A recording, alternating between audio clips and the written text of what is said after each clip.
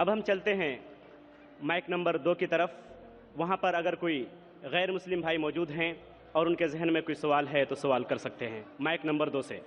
जी, मेरा नाम राजेंद्र प्रसाद शाह है। मैं अररिया जिला के कुरसाकाटा गांव का रहने वाला हूं और मैं धर्म से अगर पूछिए तो मैं न हिंदू हूं न मुसलमान हूं। मैं आनंद मार्गी हूं। मैं भागवत धर्म को मानता हूं। इसलिए आजन मेरे मन में एक शंका है, जहां गीता कहती है धर्म संस्थापनार्थाय संभवामि जुगे जुगे, और मुसलमानों से सुनता हूं तो मोहम्मद इज द लास्ट पैगंबर। मेरा शक है कि परमात्मा अल्लाह की सृष्टि इनफिनाइट वेव्स में चल रहे हैं, तो इनफिनाइट समस्याएं आगे आएंगी। तो हुआ मोहम्मद द लास्ट पैगंबर। अगर ये सही है तो गीता का यह, कृष्ण का यह घोषणा संभवामि जुगे जुगे क्या गलत है? भाई साहब ने एक अच्छा सवाल पूछा है। उन्होंने हवाले था भगवत गीता का, जिसमें कृष्ण कहते हैं, उन्होंने कहा संस्कृत में तर्जुमा नहीं किया। श्री कृष्ण कहते हैं कि जब भी इस धरती पे जुल्म होगा तो उस वक्त भगवान एक पैगंबर को भेजेंगे और हर दौर में एक पैगंबर आएगा। संभवान योगी होगे, हर युग में आएगा। तो भाई का सवाल है, क्या कृष्ण गलत है? आप मुसलमान क्यों कहते हैं कि मोहम्मद सल्लल्लाहु अलैहि वसल्लम आखिरी पैगंबर है? भाई साहब, सबसे पहले हम कहते हैं मोहम्मद सल्लल्लाहु अलैहि वसल्लम आखिरी पैगंबर है क्योंकि यह कहा गया कुरान मजीद में सूरे आज़ाब में, सूरा नंबर 33 आयत नंबर 40 में कहा गया, मा काना मुहम्मदुन अबा अहदिम मिन रिजालिकुम वलाकि रसूलुल्लाह व खातिमुन नबीन व काना अल्लाहु बिकुल्लि शैइन अलीमा। कि मोहम्मद सल्लल्लाहु अलैहि वसल्लम आप लोगों में से किसी के वालिद नहीं हैं, लेकिन खातिमुन नबीन है, आखिरी नबी है। क्योंकि कुरान मजीद में कहा गया है कि मोहम्मद सल्लल्लाहु अलैहि वसल्लम आखिरी नबी है, हम इस पे यकीन रखते हैं। जहां तक कि आपने कहा श्री कृष्ण, मैं श्री कृष्ण की बात को मानता हूं कि जब भी इस धरती पे गलत काम होंगे उस वक्त खुदा एक पैगंबर को भेजते और हर दौर में एक पैगंबर भेजेंगे। बिल्कुल गलत नहीं है, आपको समझने में गलती हुई। क्योंकि जब आप पढ़ेंगे भगवत गीता को कहा गया है कि ये वेद का निचोड़ है, it is the nectar of the Veda, Veda का निचोड़ है। और जब आगे आप पढ़ेंगे, लिखा हुआ कल्कि पुराना में, कल्कि पुराना में लिखा है, कल्कि पुराना चैप्टर नंबर 2 श्लोक नंबर 5, 7, 11, 15 में लिखा है कि एक कल्कि अवतार आएंगे जो कल युग में आएंगे और कल युग आखिरी युग होगा, और ये कल्कि अवतार लोगों को सही रास्ता दिखाएंगे। और ये कल्कि अवतार के वालिद का नाम है विष्णु यास, मतलब भगवान का नौकर। अरबी में अब्दुल्ला, जो नाम थे मोहम्मद सल्लल्लाहु अलैहि वसल्लम के वालिद का। उनके वालिदा का नाम होगा सुमति। सुमति मतलब अमन, शांति। अरबी में होगा आमिना, जो नाम था मोहम्मद सल्लल्लाहु अलैहि वसल्लम के वालिदा का नाम। वो पैदा होंगे अमन के शहर में जो है मक्का। वो पैदा होंगे ऐसे खानदान में जो उस शहर के चीफ होंगे। हम जानते हैं मोहम्मद सल्लल्लाहु अलैहि वसल्लम कुरैश खानदान में पैदा हुए। उनके 4 करीब दोस्त होंगे। हम जानते हो 4 खुलफा राशिदीन हैं, हजरत अबू बकर, हजरत उमर, हजरत उस्मान, हजरत अली रज़ियल्लाहु अन्हु। अल्लाह सुब्हानहू व तआला की रहमत सब पे हो।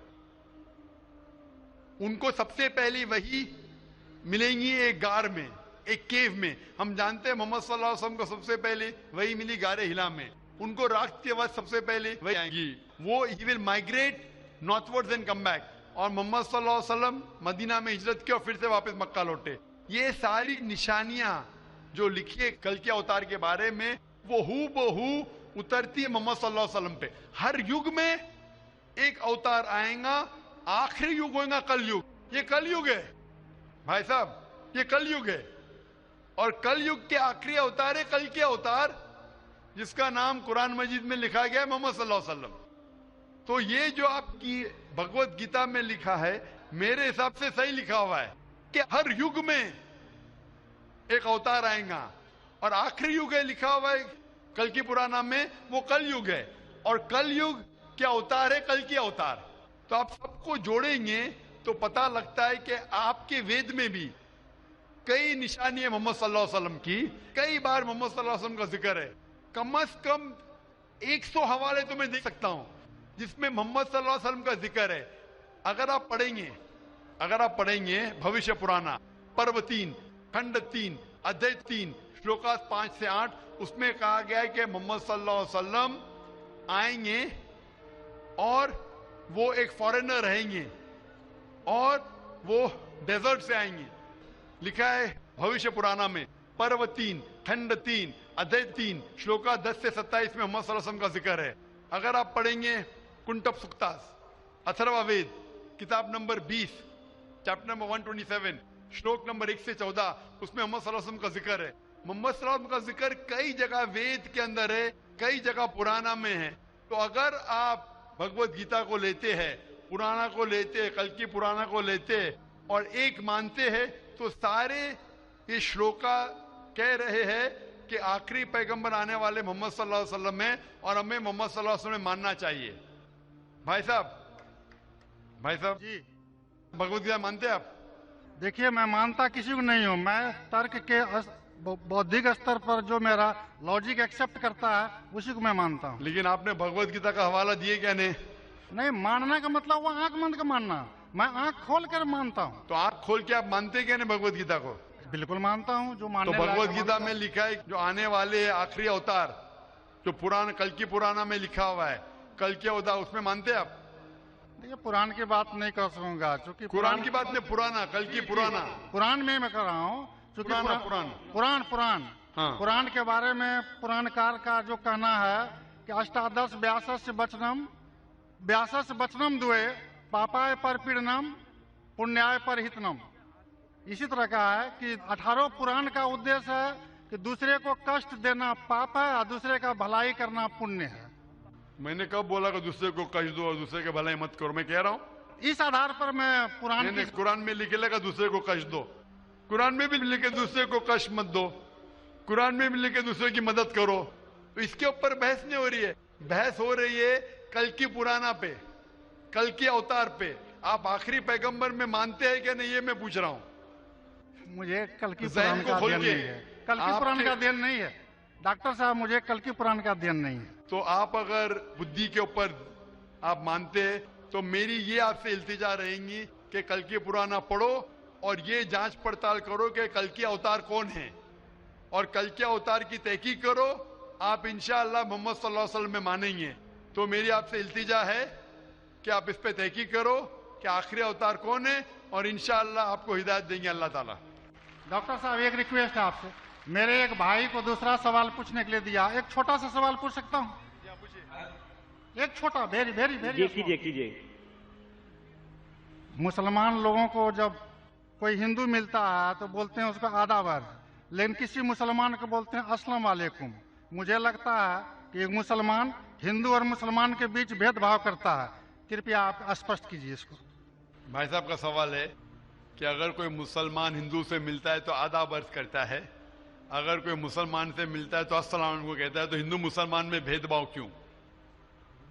भाई साहब, हिंदू मुसलमान में भेदभाव तो रहेगा, मैं आपके सवाल का जवाब दूंगा, क्योंकि हिंदू हिंदू और मुस्लिम मुस्लिम है, लेकिन एक दूसरे का साथ देना चाहिए और एक दूसरे को समझना चाहिए।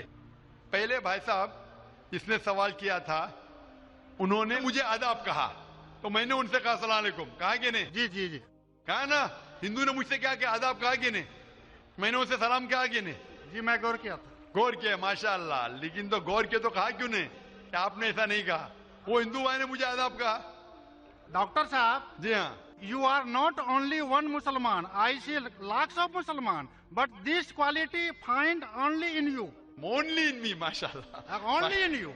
भाई साहब कह रहे हैं कि वो खुद मुसलमान को जानते, सिर्फ मुझ में देखा कि मैंने सलाम कहा। जी, इसकी वजह ये है क्योंकि उलमा में इख्तिलाफ है कि आप गैर मुसलमान को सलाम कर सकते हैं क्या नहीं। पहला ये जान ले अस्सलामु अलैकुम की मानी क्या है।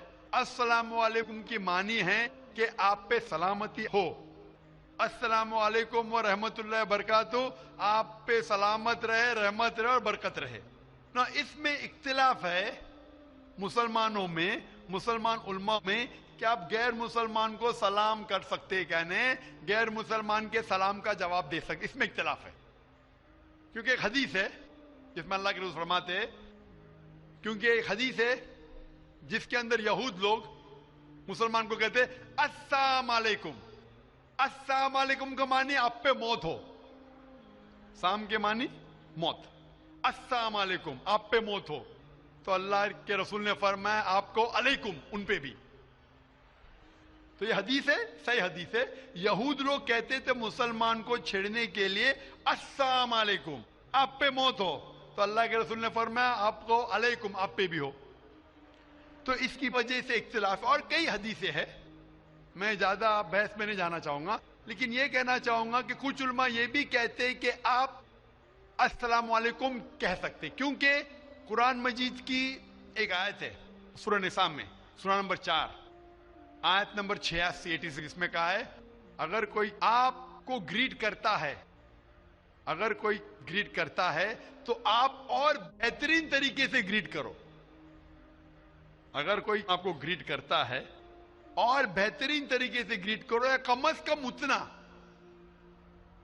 तो अगर कोई अस्सलाम वालेकुम कहता है, मुझे कहना चाहिए वालेकुम अस्सलाम व रहमतुल्लाह।